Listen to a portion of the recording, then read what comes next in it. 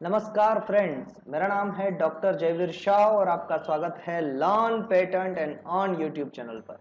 आज के इस वीडियो में हम बात करेंगे क्विक रिवीजन।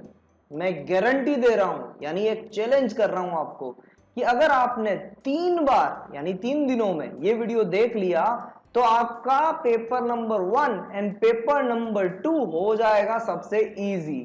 जी हाँ, आप सही सुन रहे हैं। अगर आप इंडियन पेटेंट एजेंट एग्जामिनेशन की प्रिपरेशन कर रहे हैं तो आप एक सही वीडियो पे है।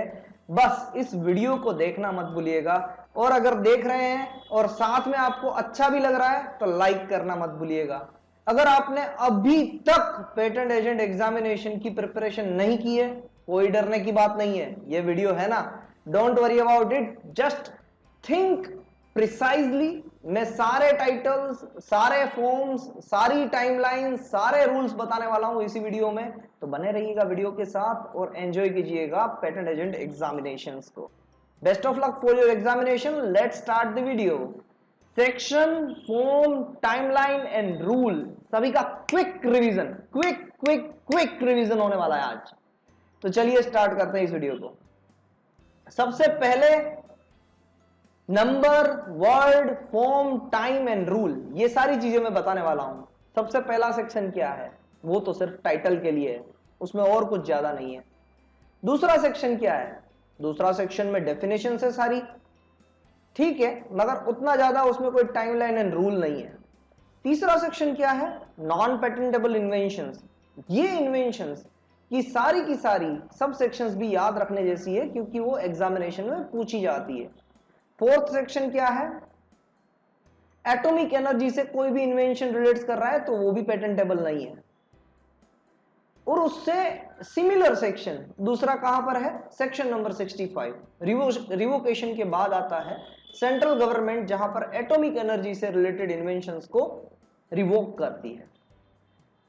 सेक्शन नंबर 5 ओमिटेड, याद रखने की जरूरत नहीं है। सेक्शन नंबर 6 पर्सन एंटाइटल्ड, कौन कौन ऐसे लोग हैं जो पेटेंट के लिए ऑथोराइज हो सकते हैं।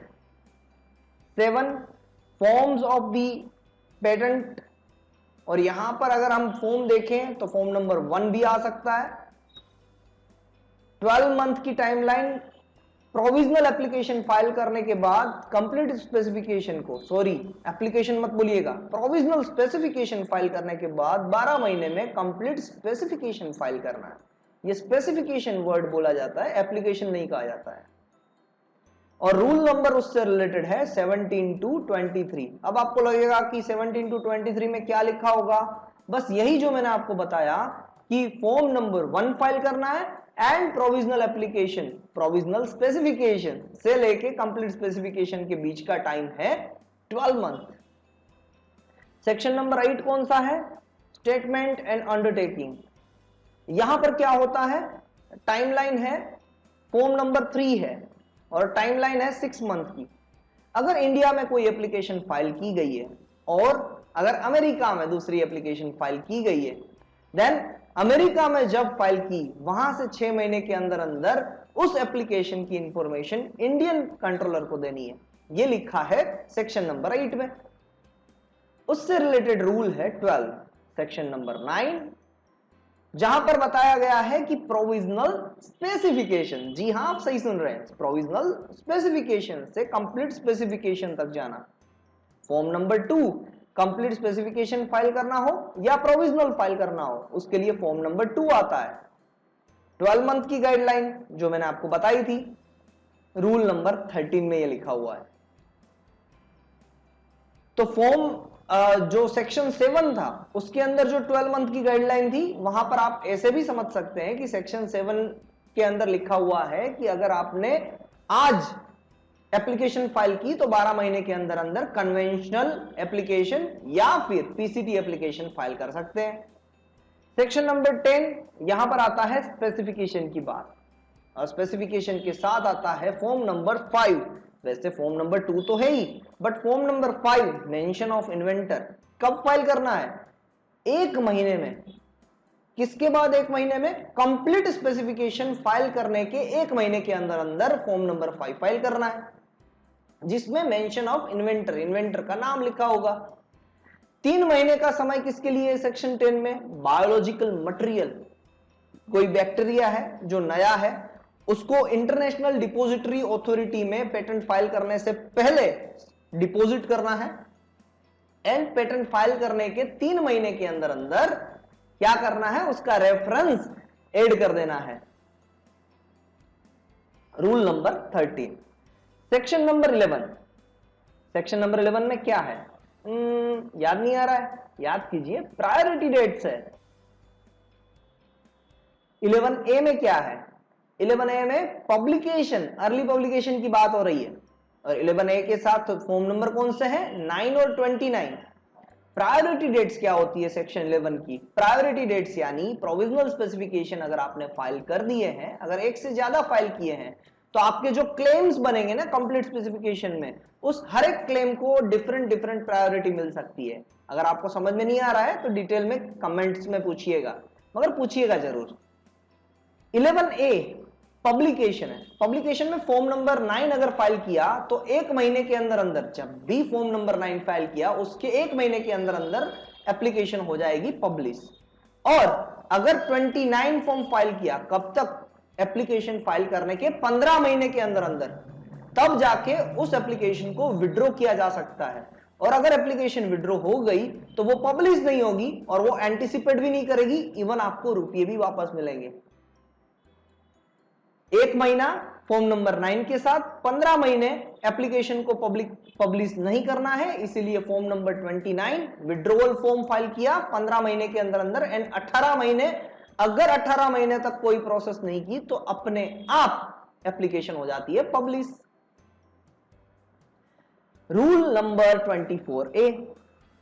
सेक्शन नंबर 11B, यहां पर बात आती है RFE, रिक्वेस्ट फॉर एग्जामिनेशन। उसके लिए फॉर्म नंबर है 18 और टाइमलाइन है 48 मंथ, यानी एप्लीकेशन फाइल करने के 48 मंथ के अंदर अंदर क्या करना होता है? रिक्वेस्ट फॉर एग्जामिनेशन फाइल करनी होती है।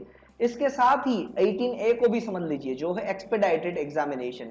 जब स्टार्टअप हो या फिर हो कोई फीमेल कैंडिडेट आपके साथ, तो उस केस में आप फाइल कर सकते हैं एक्सपेडाइटेड एग्जामिनेशन, जिसका रिजल्ट 6 महीने में भी आ सकता है, यानी 6 महीने में आपकी हो सकती है एप्लीकेशन अप्रूव। ये लिखा हुआ है रूल नंबर 24B में। बात करते हैं सेक्शन नंबर 12, जिसकी बात आती है एग्जामिनेशन। क्या करते हैं एग्जामिनेशन में? एग्जामिनर फर्स्ट एग्जामिनेशन रिपोर्ट बनाता है, मगर कंट्रोलर उस रिपोर्ट को, जिस्ट को सेंड करता है। किसको? जो एप्लीकेंट है उसको। तो कंट्रोलर सेंड करते हैं फर्स्ट एग्जामिनेशन रिपोर्ट को, एग्जामिनर सिर्फ बनाता है और कंट्रोलर को सबमिट करता है। Form number 18 again 48 months, and rule number 24B। चलिए बात करते हैं next section number 13, anticipation. Anticipate करना यानी पहले कुछ हो चुका है उसी को ही अगर हम फाइल कर रहे हैं तो वो चीज हमें एंटीसिपेट करेगी। पेटेंट का मीनिंग यही है कि नई चीज लाओ और नया दाम पाओ। Rule number 28 and 29 are associated with section 13। Section number 14, इसको मैंने रेड क्यों किया है वो भी बताऊंगा। इसके साथ में है FER, फर्स्ट एग्जामिनेशन रिपोर्ट का रिप्लाई। कब तक फाइल करना है? फॉर्म नंबर 4 भी फाइल कर सकते हैं, एंड फर्स्ट एग्जामिनेशन रिपोर्ट का रिप्लाई 6 महीने में फाइल करना है। अगर फॉर्म नंबर 4 फाइल किया तो और 3 महीने का एक्सटेंशन मिल सकता है। Rule number again 14। तो आई होप आप समझ चुके होंगे कि मैंने 14 को रेड क्यों किया है। सेक्शन नंबर 15, ये किसके लिए है? Power of controller in case of specification. इसका मतलब क्या हुआ कि अगर कंट्रोलर चाहे तो स्पेसिफिकेशन को अमेंड भी करवा सकते हैं और उसको रिफ्यूज भी कर सकते हैं। ये पावर दिया गया है सेक्शन 15 के द्वारा एज पर rule number 24B। Section number 16, divisional application. ये 15 से लेके 20 तक सारे पावर ऑफ कंट्रोलर है।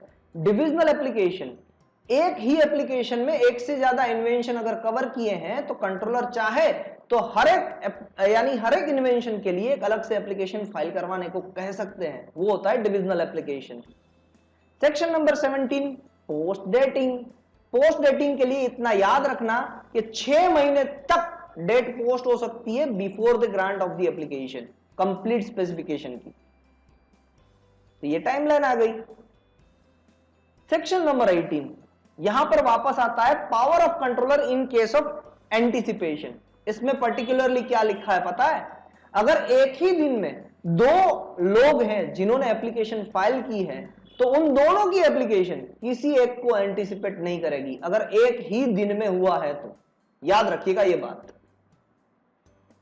Rule number 28 to 30, section number 19, potential infringement. किसी और की एप्लीकेशन है, पहले से फाइल हो रखी है और उसी के बेसिस पे नई एप्लीकेशन बना रहे हैं, तो पहली एप्लीकेशन पोटेंशियली इंफ्रिंज करेगी आने वाली एप्लीकेशन को, और उसका रेफरेंस भी ऐड करना पड़ेगा। Rule number 32 and 33। Rule number देखिए आप सीक्वेंस में आ रहे हैं, अगर हम आगे से भी देखें तो 17 से स्टार्ट हुए, अभी तक 33 जा रहे हैं। रूल को प्रिसाइजली देखिएगा, वो सीक्वेंस में ही आ रहे हैं, आपको याद रखने में आसानी रहेगी। सेक्शन नंबर 20, क्या बात आ रही है उसमें? सब्स्टिट्यूशन। कौन सा फॉर्म लगेगा सब्स्टिट्यूशन में? फॉर्म नंबर 6, जी हां। एंड रूल नंबर 34 आ गया ना, 33 के बाद 34।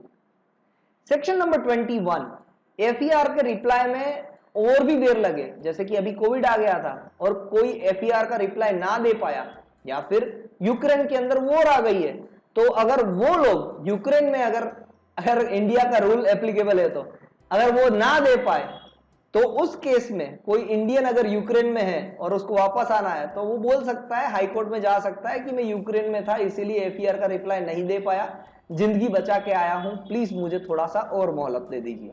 तो स्पेशल केसेस उसके अंदर कवर होते हैं। 22, 23, 24 omitted. 25 objection my Lord, opposition. Opposition के केस में ग्रांट से पहले फॉर्म नंबर 7 फाइल करके कोई भी पर्सन ऑपोजिशन कर सकता है, एंड 7A फाइल करके कोई भी पर्सन, ग्रांट से पहले 7 है और ग्रांट के बाद 1 बरस के अंदर अंदर फॉर्म नंबर 7 फाइल करके कोई भी पर्सन नहीं, ओनली पर्सन इंटरेस्टेड ओपोज कर सकता है। 7A any person and form number 7 person interested. 1 year की timeline. Rule number 55 and 57 to 63। 57 to 63 जो रूल है ना, उसको एक बार पढ़ लीजिएगा, बहुत ही अच्छे रूल है। उसमें कोई भी हियरिंग आ जाए, किसी की भी हियरिंग आ जाए, वो हियरिंग के लिए कैसे प्रोसेस होती है, पहले एक कंट्रोलर एक बंदे को सुनता है, फिर दूसरे बंदे को सुनता है, फिर जो क्वेरी होती है उसको दोनों के सामने रखता है और बाद में डिसीजन दे रहा है। ये सारी प्रोसेस उसके अंदर लिखी हुई है। Section number 26, wrongful obtaining. अगर किसी पर्सन ने गलत तरीके से दूसरे पर्सन की पेटेंट ऑब्टेन की है, तो वो दूसरा पर्सन जिसके पास से पेटेंट ऑब्टेन हुई है, वो फॉर्म नंबर 12 फाइल करके उस पेटेंट को अपने नाम करवा सकता है। Section rule number 63। Section number 27 omitted and section number 28, यहां पर बात आती है इन्वेंटरशिप की। जी हां, इन्वेंटरशिप का नाम लिखना होता है, फॉर्म नंबर 8 फाइल करके कोई भी अपना नाम ऐड करवा सकते हैं इन्वेंटरशिप में। Rule number 67 and 70, 67 to 70। चलिए अब बात करते हैं सेक्शन नंबर 29 की। 29 में क्या है? Not anticipation. किस केस में? जब एक पर्सन को पता ही नहीं है कि उसकी एप्लीकेशन किसी और पर्सन ने पब्लिश कर दी है, तो उस केस में एंटिसिपेशन नहीं है। सेक्शन नंबर 30, अगर एप्लीकेशन फाइल करने से पहले गवर्नमेंट के द्वारा यूज किया गया है उस एप्लीकेशन को, तो वो इंफ्रिंजमेंट नहीं है। सेक्शन नंबर 31, अगर पब्लिकली डिस्प्ले किया गया है और 12 महीने के अंदर अंदर उसकी एप्लीकेशन फाइल की कर दी गई है, तो वो भी एंटिसिपेशन नहीं है। 12 महीने का टाइमलाइन है यहां पर। 32 में लिखा हुआ है पब्लिक वर्किंग, और 12 महीने के अंदर अंदर फाइल कर दी पब्लिक वर्किंग करके। किसी ने गटर साफ करने के लिए कोई एक इन्वेंशन बनाया और उस इन्वेंशन को 12 महीने के अंदर अंदर जब गटर साफ की उन्होंने और उनको फायदा मिला, तो उस पब्लिक वर्किंग से लेके 12 महीने के अंदर अंदर अगर उन्होंने पेटेंट फाइल कर दी, तो उस डिवाइस में कोई भी एंटिसिपेशन नहीं होगा ड्यू टू प्रायर वर्किंग। ये एक केस स्टडी थी, इसलिए मैंने ये एग्जांपल लिया। सेक्शन नंबर 33, इसमें आता है पहले प्रोविजनल फाइल करो और फिर न्यूज़पेपर में डालो या रिसर्च पेपर डालो। सेक्शन नंबर 33 हर एक स्टूडेंट को पढ़ने की जरूरत है। अगर आपको भी कोई मिले टेक्निकल पर्सन तो उसको बताइएगा कि पहले पेटेंट फाइल करो, प्रोविजनल फाइल कर दो, सिर्फ एब्स्ट्रैक्ट एंड साथ में डिस्क्रिप्शन लिखना है तो वो फाइल कर दो ताकि आपके नाम पे पेटेंट बन जाए। फिर उसको चाहे कहीं पर भी पब्लिश करो और 12 महीने के अंदर अंदर प्रोविजनल फाइल करके कंप्लीट फाइल कर दो, तो उस केस में उस बंदे को पेटेंट भी मिलेगी और जो रिसर्च पेपर या न्यूज़पेपर में आएगा वो एंटिसिपेट भी नहीं करेगा। 34 क्या बताता है कि 29 से लेकर 32 में कोई भी एंटिसिपेशन नहीं है। 35 सिक्रेसी डायरेक्शन, सिक्रेसी यानी डिफेंस से रिलेटेड कोई भी एप्लीकेशन है तो उस एप्लीकेशन को पब्लिश नहीं किया जाएगा। 36 सिक्रेसी डायरेक्शन में हर 6 महीने में गवर्नमेंट रिव्यू करेगी उस एप्लीकेशन को, तो टाइमलाइन है 6 मंथ। 30 एंड 36 का रूल है 72, याद रखिएगा 36 मल्टीप्लाई बाय 2 72। 37 इसमें आता है consequences of the secrecy direction, यानी सिक्रेसी डायरेक्शन में पेटेंट होते हुए भी कंट्रोलर उसको मना नहीं कर सकता है ग्रांट करने से। 38 एक्सटेंशन ऑफ टाइम, अगर रिक्वेस्ट फॉर एग्जामिनेशन का पीरियड जो है 48 मंथ एप्लीकेशन फाइल करने से, अगर उस पीरियड के अंदर कोई भी एप्लीकेशन होती है सिक्रेसी डायरेक्शन के अंदर, तो सिक्रेसी डायरेक्शन जब हटता है उससे उसके बाद में 6 महीने के अंदर अंदर फॉर्म 18 फाइल कर सकते हैं। यानी 48 मंथ ओवर हो जाए और सिक्रेसी डायरेक्शन स्टिल इंपोज है, तो जब सिक्रेसी डायरेक्शन हटेगा उस एप्लीकेशन से उससे 6 महीने के अंदर अंदर क्या करना है, रिक्वेस्ट फॉर एग्जामिनेशन फाइल करनी है 6 month, correct. And 72 rule number 39, इसमें आज बात आती है फॉरेन फाइलिंग की। यहां पर फॉर्म नंबर आता है 25, उसको फाइल करना होता है 21 डेज में।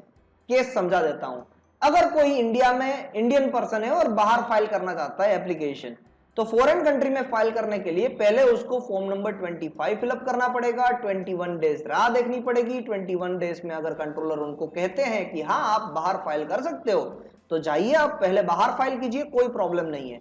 बट अगर किसी ने इंडिया में फाइल की है एप्लीकेशन और उसके बाद में बाहर फाइल करना चाहता है, तो इंडिया में फाइल करने के बाद 6 वीक रहने के बाद वो बाहर फाइल कर सकता है, मगर ध्यान रहे कि उस केस में सिक्रेसी डायरेक्शन में वो पेटेंट नहीं होनी चाहिए। तो 21 days form number 25 direct filing and 6 week अगर इंडिया में फाइल की है उसके बाद में 6 वीक के बाद बाहर फाइल कर सकते हैं। Rule number 71। सेक्शन नंबर 40, इसमें लिखा हुआ है कि अगर 35 और 39 की बात ना मानी तो एप्लीकेशन होगी तो deemed to be abandoned, and अगर पेटेंट ग्रांट हो चुकी होगी तो डीम्ड टू बी रिवोक्ड हो जाएगी या फिर अबेंडेंड निकल जाएगी। सेक्शन नंबर 41, यहां पर लिखा हुआ है finality of the order. It means that controller अगर सिक्रेसी डायरेक्शन पे कोई भी ऑर्डर ले रहा है तो वो कहीं पर भी अपीलेबल नहीं है, ना ही कोर्ट में ना ही अपीलेट बोर्ड में, जो अब बन चुका है हाई कोर्ट। 42, इसमें बात आती है कि कंट्रोलर चाहे तो सिक्रेसी डायरेक्शन में रहते हुए भी एप्लीकेशन की एग्जामिनेशन करवा सकते हैं, ये उनके पास पावर है।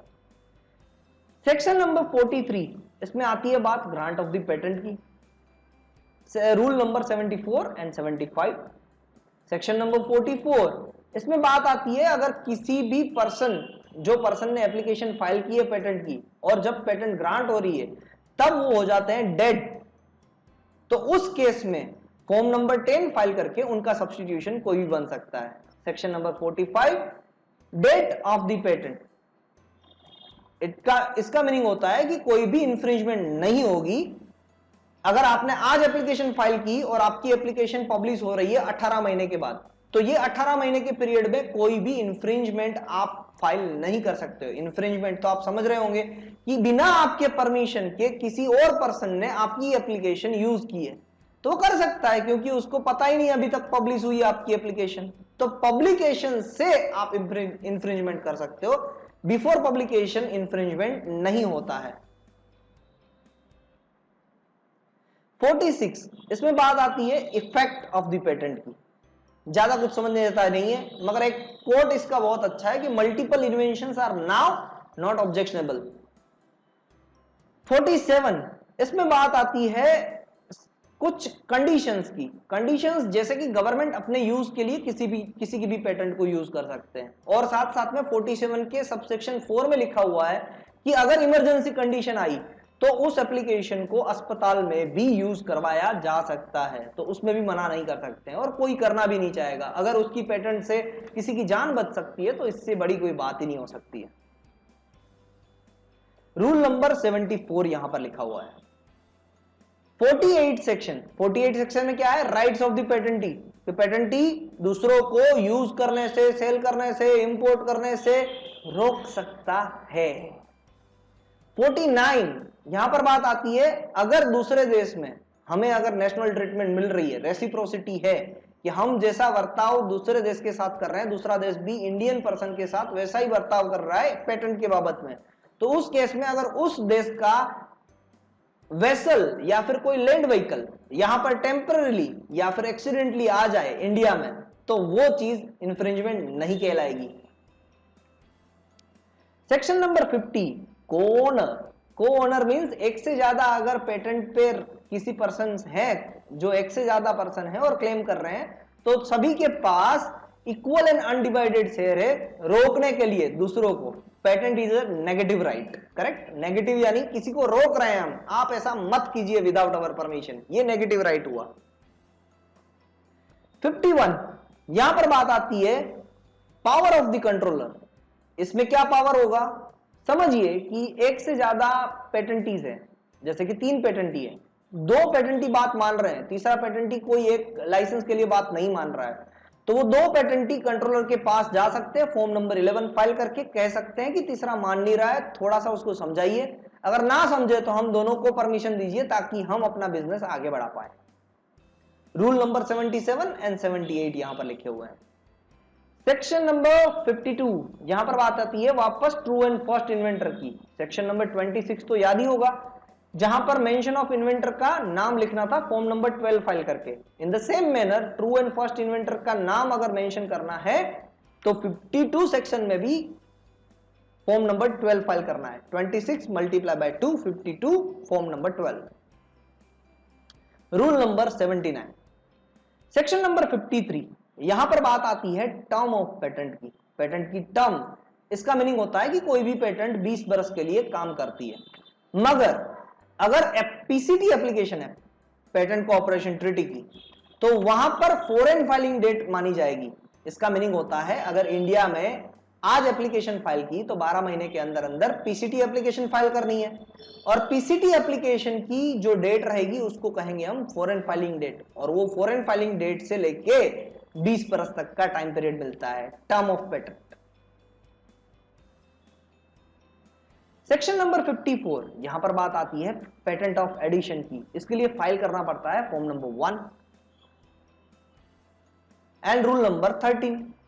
सेक्शन नंबर 55 यहां पर बात आती है term of the patent of addition. Patent of addition यानी पेटेंट के साथ और एक पेटेंट को ऐड करना। तो जो मेन पेटेंट रहेगी ना, पहली पेटेंट, उसका जितना टर्म रहेगा उतना ही टर्म पेटेंट ऑफ एडिशन का रहेगा, और पेटेंट ऑफ एडिशन के लिए कोई रिन्यूअल फी फाइल नहीं करनी पड़ती है, यानी रिन्यूअल फी नहीं देनी पड़ती है पेटेंट ऑफ एडिशन के लिए। एडिशन जो हुआ उसके लिए, मेन पेटेंट के लिए ही देनी पड़ती है। और मेन पेटेंट अगर रिवोक हो जाए तो पेटेंट ऑफ एडिशन को इंडिविजुअल पेटेंट भी माना जा सकता है। सेक्शन नंबर 56 यहां पर बात आती है validity of the patent of addition, यानी पेटेंट ऑफ एडिशन भी बना है मल्टीपल प्रायोरिटी से। क्लेम्स की जो प्रायोरिटी रहती है ना, उसकी वैलिडिटी डिफरेंट डिफरेंट ले सकते हैं। Section number 57 amendment. अगर एप्लीकेशन में कुछ चेंज करना है तो फॉर्म नंबर 13 फाइल करके अमेंडमेंट किया जा सकता है। अमेंडमेंट यानी कुछ सुधार करना, कुछ मॉडिफाई करना। रूल नंबर 81 एंड 83, 81 से लेके 83 ये बता रहे हैं। सेक्शन नंबर 58 इसमें बात आती है कि amendment in front of high court. पहले 57 में था in front of controller, high court में जाके भी एप्लीकेशन को अमेंड करवाया जा सकता है। 59 क्या बताता है?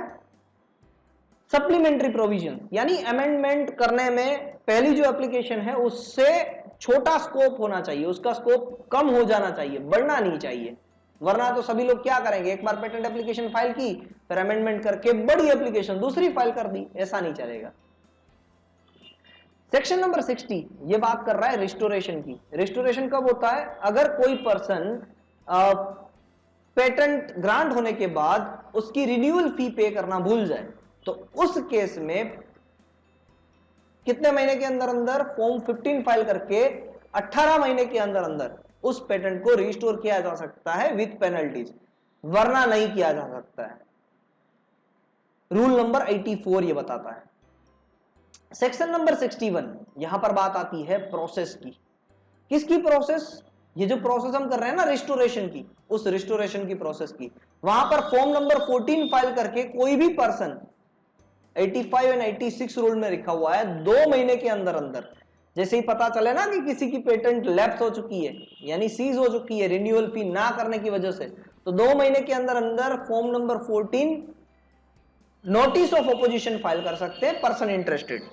सेक्शन नंबर 62 में क्या लिखा हुआ है? No rights of the patentee. कब? जब पेटेंट सीज हो जाए और जब पेटेंट रिस्टोर हो जाए, उसके बीच में कोई भी राइट नहीं होता है पेटेंटी के पास, क्योंकि पेटेंट फोर्स है ही नहीं। 63 क्या बात कर रहा है? सरेंडर। एंड 64 क्या बात कर रहा है? 63 में रिलेटेड रूल नंबर है 87, 64 में रिलेटेड रूल नंबर रिवोकेशन के बारे में बात हो रही है। सॉरी 64 में रिवोकेशन कौन कर सकता है? सेंट्रल गवर्नमेंट या फिर एनी पर्सन इंटरेस्टेड। 65 में सेक्शन नंबर 4 याद कीजिए, उसमें था ना एटॉमिक एनर्जी, तो सेंट्रल गवर्नमेंट चाहे तो अगर कोई पेटेंट है जो एटॉमिक एनर्जी से रिलेट कर रही है तो उसको रिवोक करवा सकती है। 66 में क्या बात कर रहे हैं हम? सेंट्रल गवर्नमेंट अगर चाहे और पब्लिक को प्रिजुडिस कर रही है कोई पेटेंट, तो पब्लिक इंटरेस्ट में ना होते हुए उस पेटेंट को रिवोक करवा सकती है सेंट्रल गवर्नमेंट।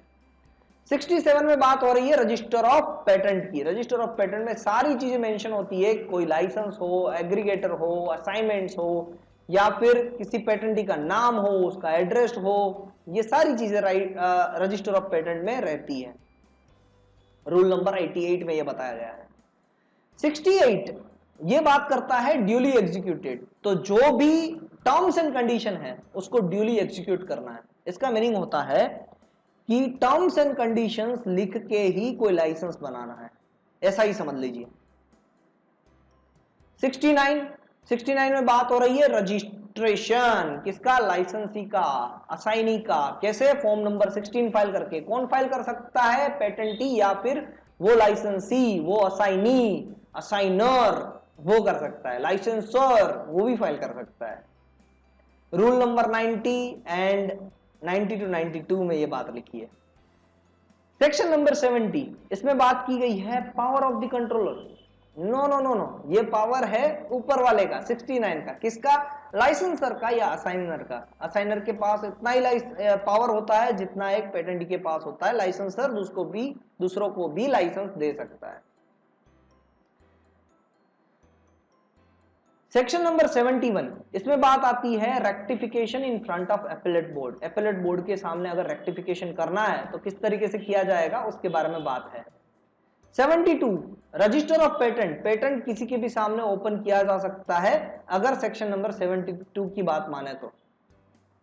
एपेलेट बोर्ड तो अभी नहीं है सेक्शन नंबर 71 में, उसकी जगह पर IPD intellectual property division at high court आ गया है। 72 से रिलेटेड रूल नंबर है 95 एंड 133। सेक्शन नंबर 73 जो बात कर रहा है कंट्रोलर की। कंट्रोलर आ गया तो फिर क्या आती है? सेक्शन नंबर 74 जिसमें आता है पेटेंट ऑफिस। फिर सेक्शन नंबर 75 में क्या आता है? रजिस्ट्रेशन।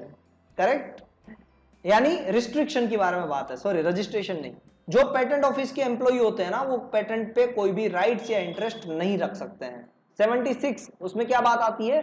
कॉन्फिडेंशियलिटी, यानी जब तक कंट्रोलर या हाई कोर्ट में से कोई ऑर्डर ना आए तब तक के लिए कोई भी patent agent, sorry patent employ, not patent agent, जो ऑफिस में काम कर रहा है पेटेंट ऑफिस में, वो कोई भी तरीके की इंफॉर्मेशन किसी और को नहीं दे सकता। यानी एग्जामिनर से आप एग्जामिन नहीं करवा सकते हो without concern of high court, either high court और controller.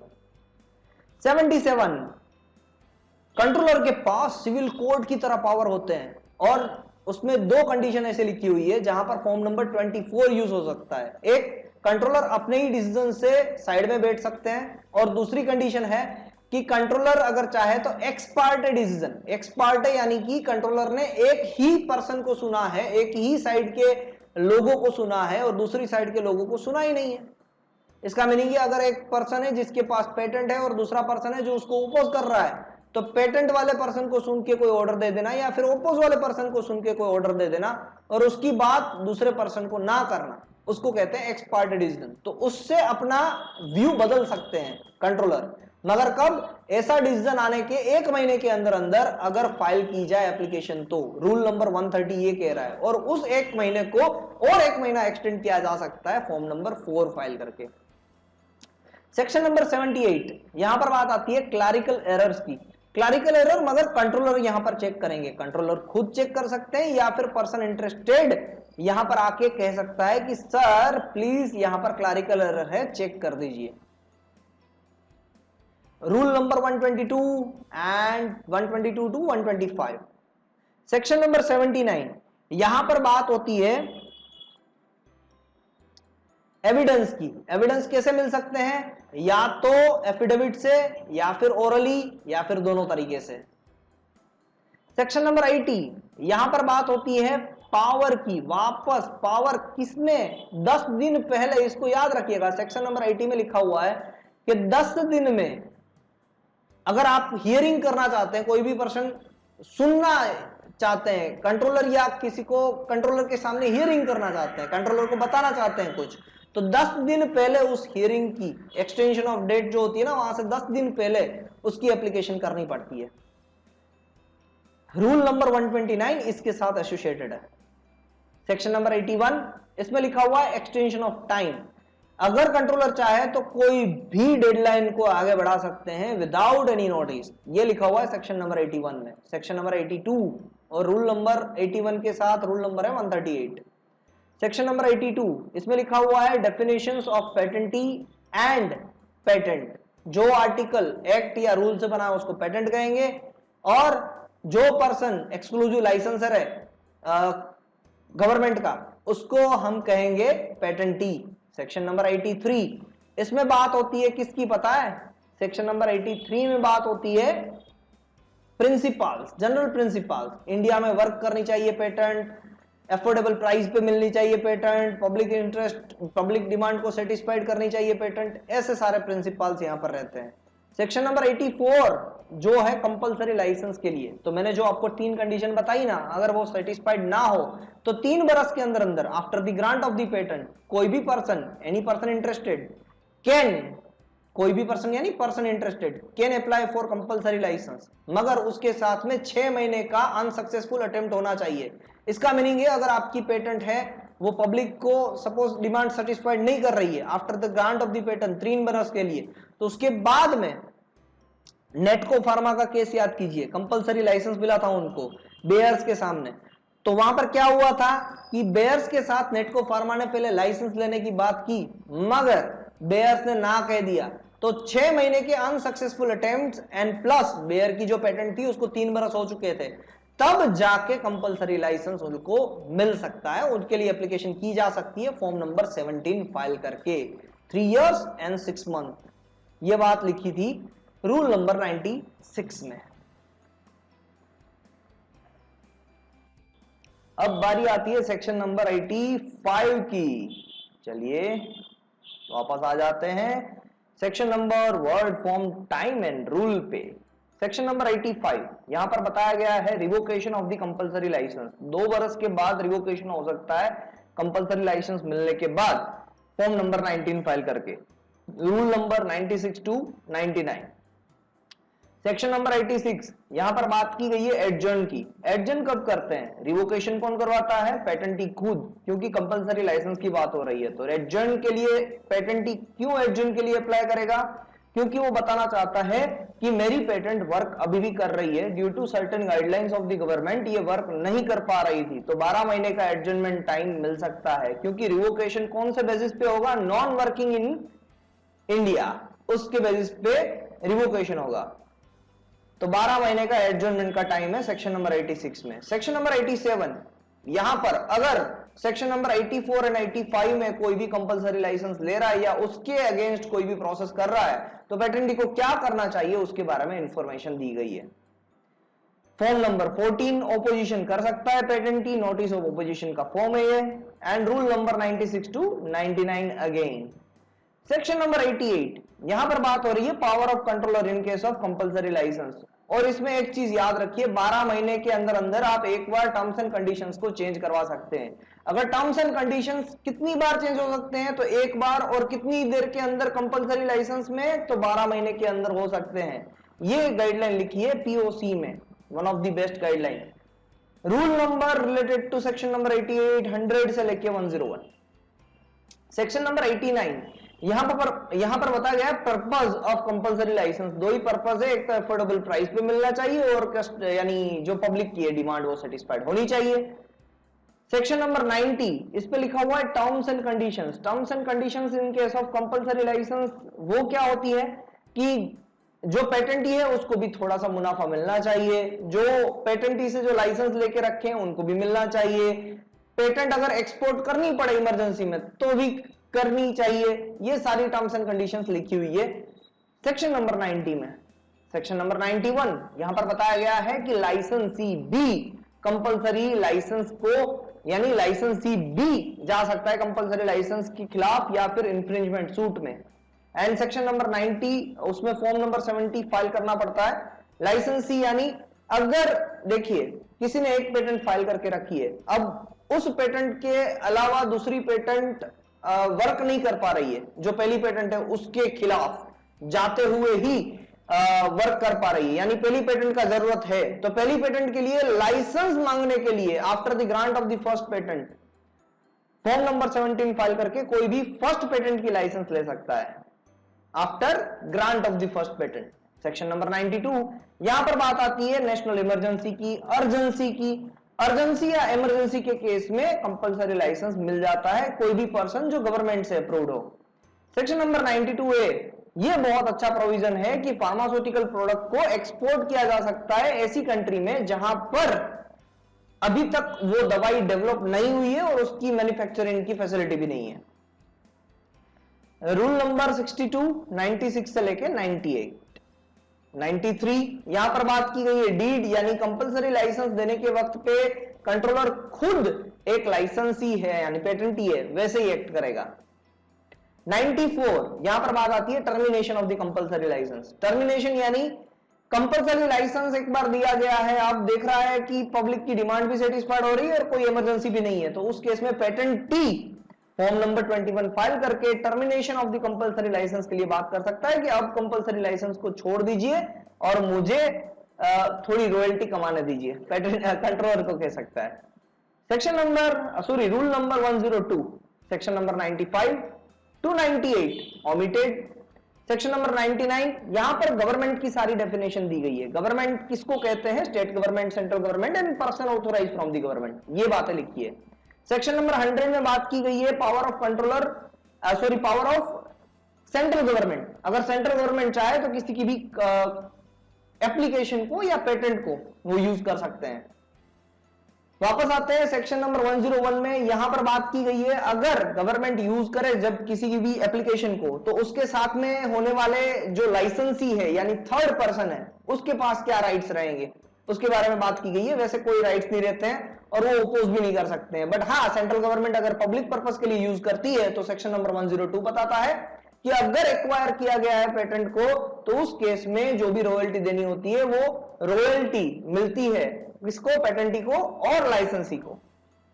Rule number section number 103 ये बता रहा है कि हाई कोर्ट बीच में आएगा अगर कोई भी डिस्प्यूट हुआ कंपलसरी लाइसेंस के एग्रीमेंट में। जो 102 है उसको 47 के साथ आप कंपेयर कर सकते हैं। 102 में क्या है कि वहां पर रॉयल्टी मिलेगी और 47 में अगर गवर्नमेंट यूज करेगी तो रॉयल्टी नहीं मिलेगी, क्योंकि 102 कहता है कि पब्लिक के लिए यूज करना है, पब्लिक के लिए कॉमर्शियल बेसिस पे भी यूज करना है। एक्विजिशन ऑफ पेटेंट की बात हो रही है। 104 यहां पर बात आती है ज्यूरिडिक्शन की। Jurisdiction in case of infringement. कोई भी इंफ्रिंजमेंट कब एक्टिवेट होता है? पब्लिकेशन के बाद होता है। तो पब्लिकेशन के टाइम से ग्रांट होने के बाद तक 20 बरस तक जो कोई भी इंफ्रिंजमेंट होगा वो कहां पर हो सकता है, प्लेंटिफ यानी कि जो केस कर रहा है उसकी जगह पर, उसकी वर्किंग प्लेस पे, या फिर जहां पर इंफ्रिंजमेंट हुआ है उसकी डिस्ट्रिक्ट कोर्ट या हाई कोर्ट पे हो सकता है। 104 है बर्डन ऑफ प्रूफ। देखिए यहां पर दो चीज क्लियर कट समझ लीजिएगा, प्रोडक्ट पेटेंट है तो बर्डन ऑफ प्रूफ किस पे आएगा, जो पेटेंटी है उस पे आ जाएगा, और बर्डन ऑफ प्रूफ यानी प्रूफ देना पड़ेगा पेटेंटी को। अगर प्रोसेस पेटेंट है तो उस केस में रिलैक्सेशन है, बर्डन ऑफ प्रूफ सामने वाले ओपोनेंट पे भी जा सकता है। प्रोसेस है तो सामने वाले को ही बताना पड़ेगा कि मेरे जो बिस्किट बनाए हैं वैसे ही बिस्किट आपने कैसे बनाए हैं, तो सामने वाला बताएगा कि आपने जो बिस्किट बनाया उसमें एबीसी है, मेरे में एबीसीडी है, लाइकवाइज। समझ रहे हैं ना। चलिए 105 सेक्शन में क्या बताया गया है कि मैं इंफ्रिंजर नहीं हूं, मैं इंफ्रिंजर नहीं हूं, ऐसा सामने से ही डिक्लेरेशन ले लेना है पेटेंटी के पास से। क्यों ऐसा लेना है, सपोज मान के चलिए कि एक मोबाइल है, मोबाइल आपने परचेज कर लिया है और आपने जब परचेज किया तब आपको पता चला कि आपने जिससे परचेज किया है वो लाइसेंसी नहीं है पेटेंट वाले पर्सन के पास से, तो आप जाके पेटेंट वाले पर्सन को मिलेंगे, बोलेंगे कि भाई साहब मैंने तो इससे परचेज किया है, बिल देख लीजिए, अब मुझे कुछ मत बताना कि मैंने आपका इंफ्रिंजमेंट किया है। और अगर पेटेंटी ना माने तो हाई कोर्ट में भी जा सकते हैं। 106 यहां पर बात आती है थ्रेट्स के बारे में। अगर किसी ने पेटेंट ग्रांट करवा ली और फिर बाद में सभी को थ्रेट दे रहा है, धमकियां दे रहा है, तो धमकियों को रोक लगाने के लिए भी 106 में प्रोविजन है कि धमकियां देना मना है। बट हाँ, किसी ने अगर मेयरली सिर्फ अपना पेटेंट ग्रांट हुआ है ऐसी इंफॉर्मेशन पास कर दी किसी को, तो उसे थ्रेट नहीं माना जाएगा। 107 डिफेंस, यहां पर सारे डिफेंसेस अवेलेबल है, जितने भी सेक्शन नंबर 64 में रिवोकेशन के ग्राउंड है ना, वो सारे ग्राउंड्स यहां पर डिफेंस के तौर पे यूज होते हैं जब किसी पे पेटेंटी इंफ्रिंजमेंट का सूट करता है। 107 है, यहां पर सर्टेन कंडीशंस बताई गई है कि अगर एक पर्सन है इंडिया से है जिसने अमेरिका में भी पेटेंट फाइल करके रखी है और अमेरिका में किसी को लाइसेंस भी देके रखा है, दोनों में से एक चीज हो सकती है, तो अमेरिका में उस लाइसेंस होल्डर से अगर कोई भी प्रोडक्ट परचेज करके वो इंडिया में इंपोर्ट करते हैं तो वो इंफ्रिंजमेंट नहीं है, ऐसा बता रहा है 107 है। 108 यहां पर बात आती है रिलीफ के बारे में कि रिलीफ मिल सकती है इन सर्टेन केसेस। 109 यहां पर बात आती है लाइसेंस के बारे में। अगेन लाइसेंसी भी इंफ्रिंजमेंट सूट कर सकता है, इसके बारे में बात करता है 109। एंड 110 में बात कर सकते हैं कि कंपलसरी लाइसेंस होल्डर के ऑल्सो फाइल इंफ्रिंजमेंट सूट, क्योंकि कंपलसरी लाइसेंस को टर्म्स एंड कंडीशंस के हिसाब से पेटेंटी को भी कुछ देना होता है, लाइसेंसी को भी कुछ देना होता है। अगर उसके सामने कोई पर्सन आ गया जिसने ऐसे ही यूज करना चालू कर दिया अपने प्रोडक्ट पेटेंट का, तो फिर वो भी इंफ्रिंजमेंट के लिए सूट कर सकता है। मगर कंपलसरी लाइसेंस के केस में ऐसा है कि पहले उसको पेटेंटी को मिलने जाना पड़ेगा, पेटेंटी को कहना पड़ेगा कि भाई ये थर्ड पर्सन आपकी पेटेंट का यूज कर रहा है, इंफ्रिंजमेंट कर रहा है, क्या आप मेरे साथ चल रहे हो इंफ्रिंजमेंट सूट में। अगर वो पेटेंटी हाँ बोले तो ठीक है, अगर ना बोले तो अगर वो केस जीत जाते हैं कंपलसरी लाइसेंस होल्डर, तो उस केस का पूरा फायदा कंपलसरी लाइसेंस होल्डर को ही मिलेगा, पेटेंटी को नहीं मिलेगा। 111 नो डैमेजेस। 111 एक बेहतरीन केस है कि अगर किसी पे इंफ्रिंजमेंट सूट अगर आ गया और वो पर्सन आपको मिलने आया as being an patent agent, तो आप उसको क्या सलाह देंगे कि 111 पढ़ लीजिए, यहां पर बहुत सारी टर्म्स एंड कंडीशंस लिखी है, जैसे कि प्रोडक्ट पे अगर पेटेंट का नंबर नहीं है तो भी डैमेजेस क्लेम नहीं हो सकते हैं, उसमें रिलीफ मिल सकती है। अगर थोड़ी देर के लिए पेटेंट सीज हो गई थी, पेटेंट इनफोर्स नहीं थी, या फिर अमेंडमेंट आया है उसमें, तो ये सारी कंडीशंस में डैमेजेस कुछ भी नहीं लगेंगे, ऐसा बन सकता है। तो डैमेजेस को बचाने के लिए 111 112 इसमें बात हो रही है ओमिटेड, ये नहीं है। 113 में बात हो रही है अगर रिवोकेशन का भी कुछ चार्जेस लगा है। सोचिए कि अगर पेटेंटी ने इंफ्रिंजमेंट सूट फाइल किया हाई कोर्ट में और वो जीत गया, और सामने वाले पर्सन ने भी रिवोकेशन के लिए सूट फाइल किया था, तो रिवोकेशन में जो भी चार्जेस आ रहे हैं सामने वाले को या फिर पेटेंटी को, जब भी वो जीत जाए दोनों में से एक, तो वो भी मांग सकते हैं पूरी कॉस्ट। 114 में बात हो रही है 3/4 क्लेम, यानी कि अगर 4 क्लेम है कोई पेटेंट में, तो उसमें से 3 क्लेम अगर खारिज हो जाते हैं, इनवैलिड हो जाते हैं, तो उस केस में अगर इंफ्रिंजमेंट सूट चल रहा है और पेटेंटी बता रहा है कि मेरे 4th क्लेम के हिसाब से वो इंफ्रिंज कर रहा है, तो सोचेगा ना कंट्रोलर भी कि इसके 3 क्लेम तो वैसे भी खारिज हो चुके हैं, तो ये 4th भी खारिज हो सकता है। तो कंट्रोलर कहेगा कि भाई साहब आपके 3 क्लेम वैसे भी खारिज है, अब ये 4th क्लेम एक्टिवेट है और उस पर इंफ्रिंजमेंट सूट है, तो उस पर मैं इंजेक्शन लगा देता हूं, यानी रोक देता हूं, वो बेच ना पाए ऐसा कर देता हूं, मगर आपको कोई डैमेजेस मिलेंगे नहीं। 115 scientific adviser. Scientific adviser patent law को नहीं समझाता है, but scientific adviser scientifically proven करता है कि ये चीज हो रही है, वो क्या कहना चाहती है, यानी किस तरीके से पेटेंटी एंड ओपोनेंट वो दोनों सिमिलर है या डिसिमिलर है, उसके बारे में जजमेंट देने के लिए साइंटिफिक एडवाइजर को रखा जाता है। 103 से लेके 107 का रूल नंबर 115 से रिलेट कर रहा है। 116 यहां पर बात आती है एपेलेट बोर्ड के बारे में, जो अब बन चुका है हाई कोर्ट का आईपीडी डिवीजन, और अभी स्पेसिफिकली कहां पर है, दिल्ली हाई कोर्ट में। आईपीडी यानी intellectual property division at high court. तो एपेलेट बोर्ड के बारे में बात की गई है 116 में। वहां पर एम्प्लॉय कौन बन सकते हैं उसके बारे में बात की है। 5 बरस का कंट्रोलर का एक्सपीरियंस हो या 10 बरस पेटेंट एजेंट बन के डी हो या फिर मास्टर इन साइंस किया पर्सन हो, वो बन सकता है एपेलेट बोर्ड का मेंबर। तो अब वही चीज फॉलो हो जाएगी आईपीडी में, ऐसा माना जाएगा। 117 यहां पर बात आती है staff of the appellate board.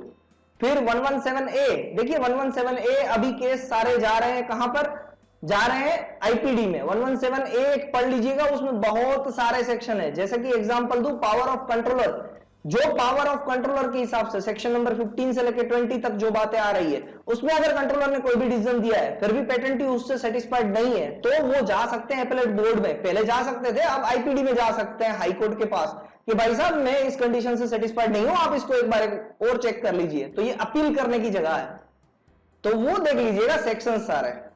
117D ये भी मैंने रखा है क्योंकि इसमें भी 64 एंड 71, सेक्शन नंबर 64 जो रिवोकेशन के बारे में बात कर रहा है, एंड सेक्शन नंबर 71 जो रेक्टिफिकेशन बाय एपेलेट बोर्ड के बारे में बात कर रहा है, वो दोनों सेक्शन को मिलाकर 117D बना है। तो 117D क्या कह रहा है, टू इन शॉर्ट कि 64 और 71 में जो भी डिसीजन दिए गए हैं उसके अगेंस्ट भी एपेलेट बोर्ड में अपील हो सकती है। उसके लिए form number 8 and form number 9 117A के लिए वो दोनों 10,000 रुपये पे करके, मगर ये फॉर्म नंबर 8 एंड 9 कहां के है, वो है हाई कोर्ट के, वो इंडियन पेटेंट एक्ट के नहीं है, ये ध्यान रखिएगा। 10,000 रुपये देके कर सकते हैं within 3 month from the date of such notice. 118 यहां पर बात आती है सेक्शन नंबर 35 यानी सीक्रेसी डायरेक्शन। इसको पढ़ लीजिएगा, सीक्रेसी डायरेक्शन। अब देखिए 118 से जो भी चीजें आ रही है ना, वो सारी चीजों में सजा क्या होगी, अगर कुछ चीजें ना की तो सजा क्या होगी उसके बारे में बात हो रही है। तो 118 में भी सीक्रेसी डायरेक्शन को अगर फॉलो नहीं किया तो इंप्रिजनमेंट या फिर फाइन या फिर दोनों चीजें हो सकती है। 119 फोर्स रिप्रेजेंटेशन, अगर किसी ने गलत तरीके से फोर्सली रजिस्टर में एंट्री कर ली तो वहां पर भी इंप्रिजनमेंट और फाइन हो सकता है। 120 अनऑथोराइज्ड पेटेंट एजेंट, अगर अनऑथोराइज्ड पेटेंट एजेंट है, पेटेंट एजेंट नहीं है, फिर भी उसके नाम पे कुछ काम कर रहा है, तो वहां पर भी 120 के हिसाब से फाइन लग सकता है। Okay, unauthorised claim of the patent rights, यहां पर पेटेंट नहीं है फिर भी पेटेंट है वैसा बता रहे हैं, वैसी बात है। 121 के बारे में बात आ रही है, तो वहां पर बात है wrongful use of the word patent office, patent office को गलत तरीके से यूज किया है। तो इस अगर पेटेंट ऑफिस कोई अपनी ऑफिस को बता रहा है तो उस केस में भी उनको इंप्रिजनमेंट एंड फाइन हो सकता है। 122 में बात आ रहा है फेल इंफॉर्मेशन, अगर कंट्रोलर चाहे आपसे पेटेंट ग्रांट होने के बाद तो आपसे मांग सकता है कि आपकी पेटेंट वर्किंग है या नहीं है। अगर आप उस केस में उनको वो ना बता पाए commercialise use of your patent, तो वहां पर भी फाइन लग सकता है। 123 वहां पर not registered patent agent, patent agent नहीं है फिर भी दूसरे लोगों को गाइडलाइन दे रहे हैं कि ऐसे पेटेंट करनी है, वैसे काम करना है, और पेटेंट एजेंट बनके उनकी पेटेंट भी फाइल कर रहे हो, इट इज नॉट ऑथोराइज, ऐसा नहीं करना चाहिए। पेटेंट एजेंट बोल के नहीं करना चाहिए, वैसे कर लो। नेचुरल पर्सन अपनी पेटेंट खुद भी फाइल कर सकते हैं, बट पेटेंट एजेंट है आप ऐसा नहीं बोल सकते हैं। 124 ओके, यहां पर बात आ रही है ऑफेंस बाय कंपनीज। यहां पर एक इंटरेस्टिंग फैक्ट है, अगर कंपनी का ओनर ये बता सके ना, कंपनी पे अगर देखिए कोई चार्जेस लग गए हैं और कंपनी का ओनर ये बता सके कि मैंने तो गाइडलाइन फॉलो करने की कोशिश की थी बट समहाउ बाकी के लोगों ने ये नहीं किया और बाकी के लोगों की वजह से ये चीज इस तरीके से फेल हो रही है, यानी उनकी पेटेंट कोई भी इंफ्रिंजमेंट सूट में आ रही है या कोई भी उस पर केस हो रहा है, अगर ऐसा बता पाए तो कंट्रोलर उस बात को गंभीरता से लेके उसको छोड़ सकते हैं कि भाई ठीक है मैंने आपको छोड़ दिया मगर पेटेंट पे मैं कोई फैसला तो लेने वाला ही। 125 यहां पर अब बात आ रही है right register of A patent agent. यहां पर सभी का ड्रीम होता है कि यहां पर सभी का नाम आ जाए। 108 रूल नंबर इससे एसोसिएटेड है। 126 यहां पर बात आती है qualification of the patent agent. 21 year, India से बैचलर डिग्री कंप्लीट की होनी चाहिए। जो ये कंडीशंस है ना वो कहां पर दिखाई गई है? 126 में दिखाई गई है। Form number 22 and rule number 1097113। 127 इसमें बात आते हैं rights of the patent agent. Patent agent scientific advice नहीं दे सकते हैं, ये याद रखिएगा, बाकी वो पेटेंट बना सकते हैं। Form number 26। 128 यहां पर लिखा हुआ है कि subscription and verification of certain documents by patent agent. Patent agent documents बना सकते हैं, उसके लिए बात कर सकते हैं, ये चीजें लिखी गई है। 129 यहां पर बात लिखी हुई है restriction on practice as a patent agent. क्या रिस्ट्रिक्शन है? कि आप साइंटिफिक एडवाइस नहीं दे सकते हैं। 130 इस पे बात आ रही है removal from register of a patent agent and restoration. Restoration के लिए फॉर्म नंबर 23 है। ऐसा हो गया कभी भी, क्योंकि पेटेंट एजेंट को हर फाइनेंशियल ईयर पे उनको अपना रिन्यूअल फी पे करना होता है। 800 रुपीज उसकी इलेक्ट्रॉनिकली फाइल चार्ज है। अगर वो पे करना भूल गए तो उनका नाम रजिस्टर में से निकल जाएगा, और रजिस्टर में से निकल गया तो रिस्टोर करने के लिए फॉर्म नंबर 23 फाइल करना होता है।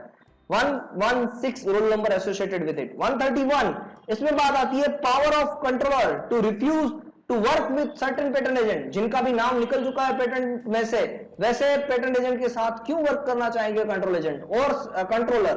और साथ में जिनका भी जो पेटेंट एजेंट हो चुके हैं इंडिया में, मगर उसके बाद में उन्होंने बाहर जाके कोई कंट्री में अपनी ऑफिस खोल ली और बाहर जाके अपना काम कर रहे हैं, तो उसके साथ भी बात वर्क करने से रिफ्यूज कर सकते हैं कंट्रोलर।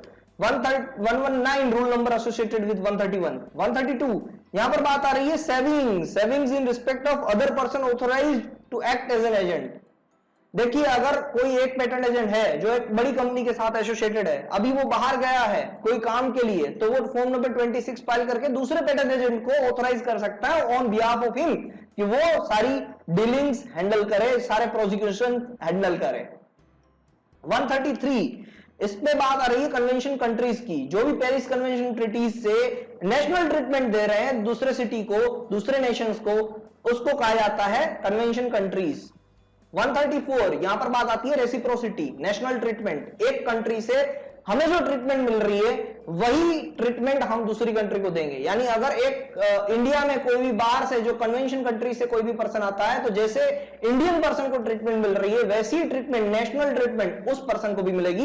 ये 134 में रेसिप्रोसिटी का रूल है, सॉरी सेक्शन है, वो बता रहा है। 135 यहां पर बात आती है कन्वेंशन एप्लीकेशन। कन्वेंशन एप्लीकेशन में याद रखिए कि 12 महीने में फ्रॉम द प्रोविजनल या फिर कंप्लीट स्पेसिफिकेशन फाइल करके वहां से 12 महीने में जो प्रायोरिटी डेट है वहां से 12 महीने में कन्वेंशन एप्लीकेशन फाइल कर सकते हैं। अगर एक सिटी में बाहर ही फाइल करना है तो कन्वेंशन एप्लीकेशन फाइल करना बेटर रहेगा।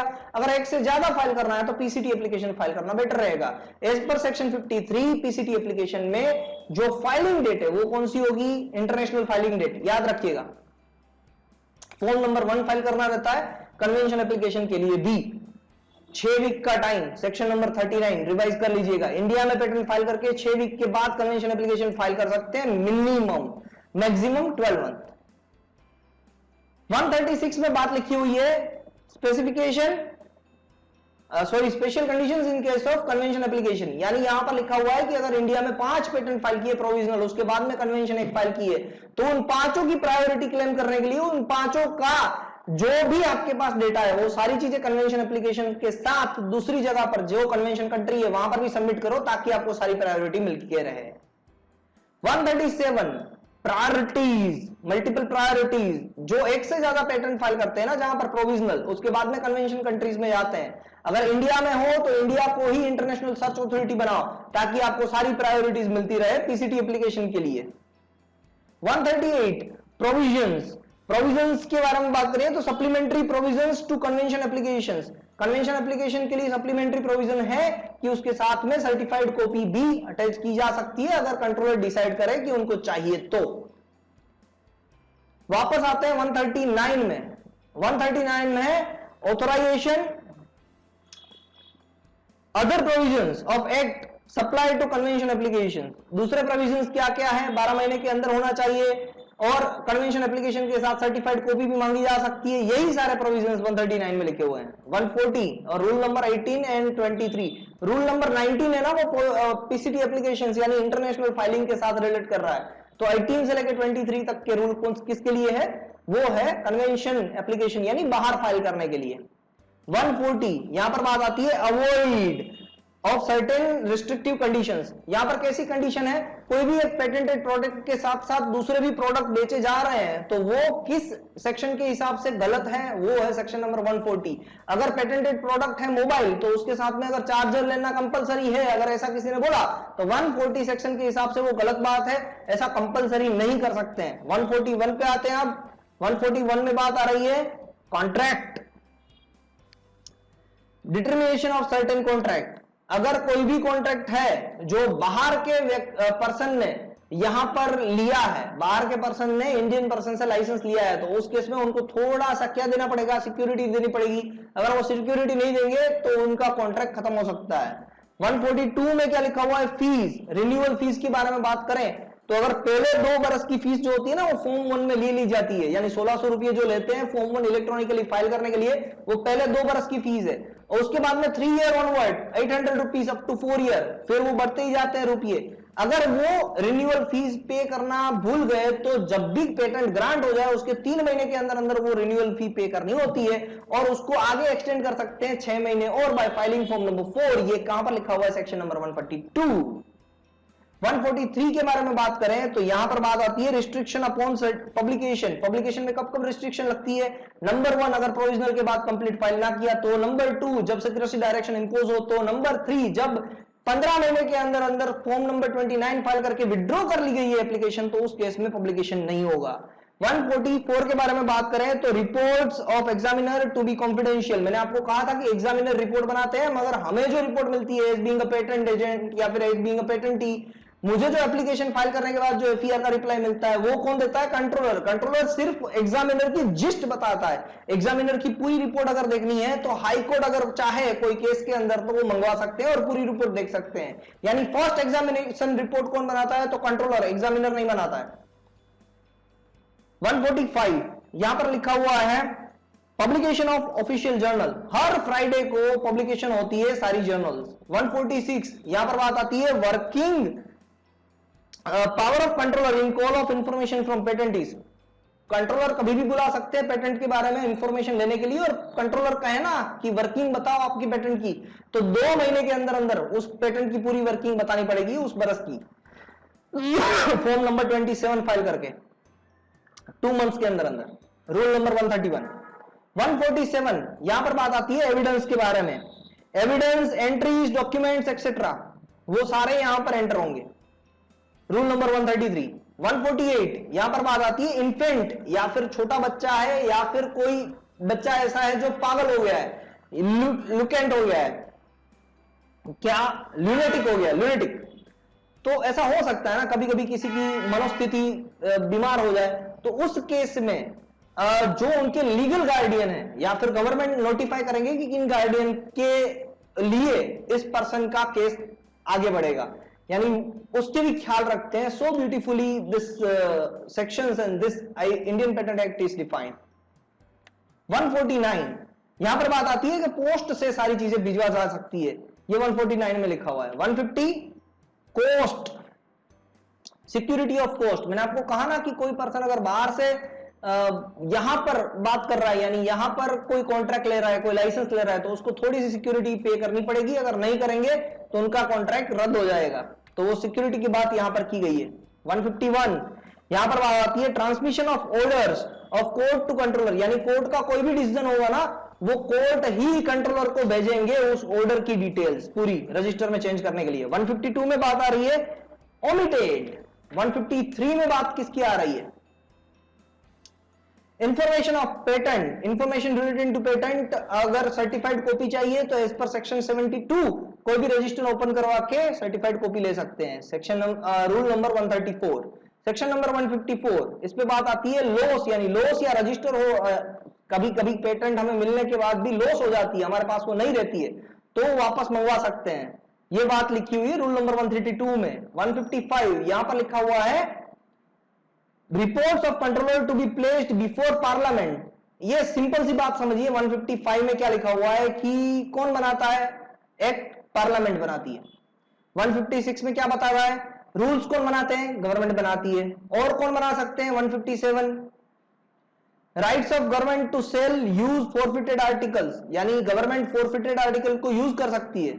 157 है, इसमें बात हो रही है अगर सिक्योरिटी ऑफ इंडिया की बात आई तो उस पेटेंट को पब्लिश करने नहीं दिया जाएगा। 158 पे बात आ रही है power of high court to amend certain rules, या फिर रूल्स बनाने के लिए हाई कोर्ट भी एलिजिबल है। 159 में बात हो रही है power of the central government to make rules. 160 पे बात हो रही है रूल्स बाय सेंट्रल गवर्नमेंट। 161 पे बात हो रही है ओमिटेड एंड 162 रिपील किया गया है, उस सेक्शन को रद्द किया गया है। 159 से 162 या 163 ओमिटेड है। तो 159 से 162 में इतना याद रखो कि एक्ट कौन बनाता है, पार्लियामेंट, और रूल्स कौन बनाते हैं, सेंट्रल गवर्नमेंट। ये जवाब अगर आ गया है तो ये क्विक रिवीजन यहां पर खत्म होता है। आशा करता हूं कि आप अच्छी तरीके से प्रिपरेशन करेंगे। अगर मेरी आपने क्या कहूं, पेपर 2 की अगर अभी तक सीरीज नहीं देखी है तो पेपर 2 का भी देख लीजिएगा। पेपर 2 में 9 पॉइंट याद रखिएगा, 9 पॉइंट याद है तो आपका काम हो जाएगा। उसके लिए भी एक छोटा सा वीडियो बना दूंगा, बट ये है आपके लिए full flash video. Best of luck for your examination. ये वीडियो के बाद आप case studies and MCQs attend आसानी से कर पाएंगे, ऐसी मेरी शुभकामनाएं। Thank you very much and have a nice day.